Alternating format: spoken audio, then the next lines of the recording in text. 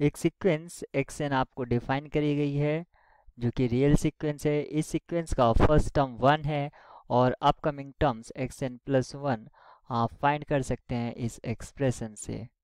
ये ट्रू है सभी n जो ग्रेटर देन इक्वल्स टू 1 है।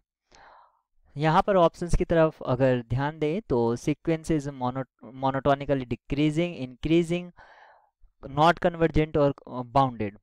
तो सबसे पहले हम इसके इंक्रीजिंग या डिक्रीजिंग इसका मोनोटोनिक नेचर जान लेते हैं। फर्स्ट टर्म तो हमें पता ही है, अगर मैं यहाँ से x2 निकालता हूँ तो क्या होगा, x2 equals to 1 plus under root x1 और x1 की वैल्यू 1 आ जाएगी। तो यहाँ पर 1 प्लस 1 2 आ गया है, यानी कि x1 is less than x2। तो डिक्रीजिंग वाला मोनोटोनिकली डिक्रीजिंग ये ऑप्शन तो डिस्कार्ड हो जाता है और मोनोटोनिकली इंक्रीजिंग वाले की अभी पॉसिबिलिटी है, अभी हम कंफर्म नहीं कर रहे हैं, पॉसिबिलिटी है। सीक्वेंस इज नॉट कन्वर्जेंट और सीक्वेंस इज नॉट बाउंडेड। तो हम गिवन सीक्वेंस की लिमिट मान लेते हैं कि सीक्वेंस इज कन्वर्जेंट, यानी कि एक्स एन एल को टेंड्स कर रहा है।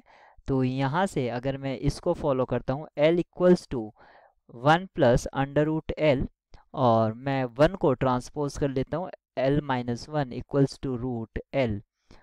स्क्वायर करने पर हमें मिलेगा L square plus 1 minus 2l equals to L.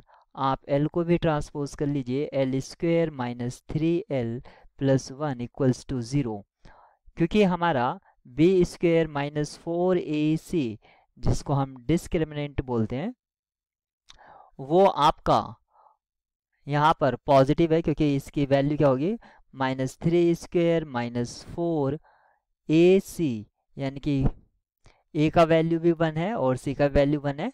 तो 9 माइनस 4 इक्वल्स टू 5 पॉजिटिव है, तो लिमिट एग्जिस्ट कर रही है। लेकिन यहाँ पर आप याद रखेंगे क्योंकि टर्म्स क्या है, पॉजिटिव हैं, ऑल टर्म्स आर पॉजिटिव, तो लिमिट भी इसकी पॉजिटिव होगी।